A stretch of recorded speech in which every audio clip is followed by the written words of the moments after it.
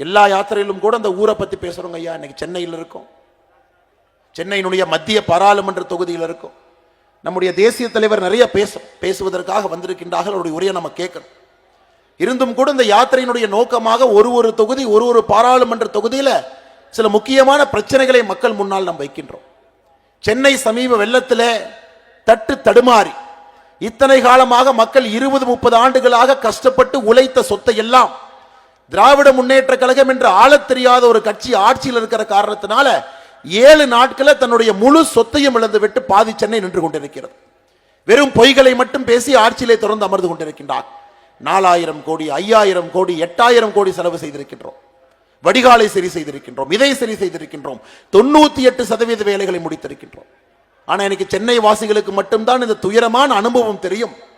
திராவிட முன்னேற்ற கழகத்தை நம்பி வெறும் 42% பணிகள் கூட நடக்காத ஒரு ஊரில், மிக முக்கியமான ஊரில் இருந்து அவதிப்பட்டு கொண்டிருக்கின்றோம்.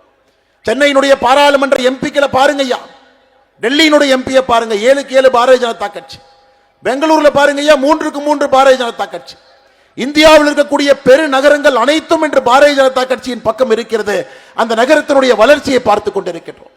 சென்னையில் இருக்கக்கூடிய 3 எம்பிகளை பாருங்க ஐயா. தென் சென்னையினுடைய எம்பி தமிழச்சி தங்கபாண்டியன் அக்கா, ஒரே சாதனை என்ன, இதற்கு முன்பிருந்த அமைச்சர் தங்கபாண்டியன் அவருடைய மகள். இன்னொரு சாதனை என்ன, தமிழகத்தினுடைய நிதியமைச்சர் தங்கம் தென்னரசு அவருடைய தங்கை.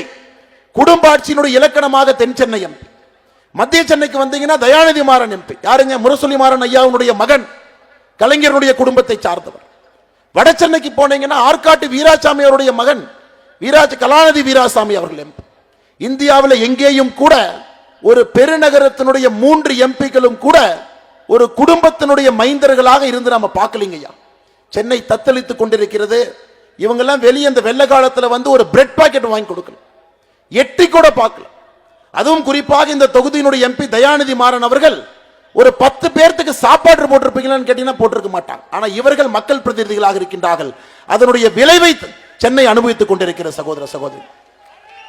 போன ஆண்டு சுத்தத்தின் அடிப்படையிலே ஸ்வச் பாரத்ல 44வது இடத்தில் இருந்த சென்னை இன்னைக்கு தலை குனிந்து 199 இடத்தில் நின்று கொண்டிருக்கின்றோம்.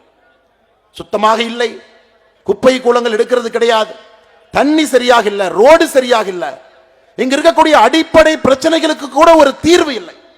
அதனால் சகோதர சகோதரிகளே, இந்தியாவுடைய பெருநகரங்கள் எல்லாம் பாரதிய ஜனதா கட்சியின் பக்கம் வந்தது போல இந்த முறை சென்னையினுடைய 3 பாராளுமன்ற உறுப்பினர்களும் பாரதிய ஜனதா கட்சி தேசிய ஜனநாயக கூட்டணியுடைய உறுப்பினர்களை கொண்டு வர வேண்டியது நம்முடைய கடமை, நம்முடைய கட்டாயம். நிச்சயமாக சென்னை அடிப்படையிலிருந்து மாற்ற வேண்டிய காலங்கையாது. எத்தனை நாளைக்கு சென்னையில் இருக்கக்கூடிய மக்கள் ஒரு ஆண்டும் மழை வரும் பொழுது, வெள்ளம் வரும் பொழுது பயந்திருப்போம் ஐயா. அதையெல்லாம் மாற்ற வேண்டும் என்று நினைக்கின்றோம். ஆனால் தமிழக அரசு சென்னைக்குள்ள யாத்திரை விடுவதற்கு தயாராக இல்லை.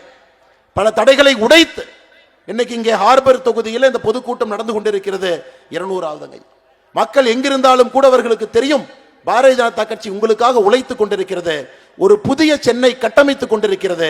பாரத பிரதமர் நரேந்திர மோடி அவருடைய கனவின்படி ஒரு உலகத்தரம் வாய்ந்த சென்னையை பாரதிய ஜனதா கட்சி உருவாக்கி காட்டும் என்பது உங்களுக்கு தெரியும் சகோதர சகோதரி.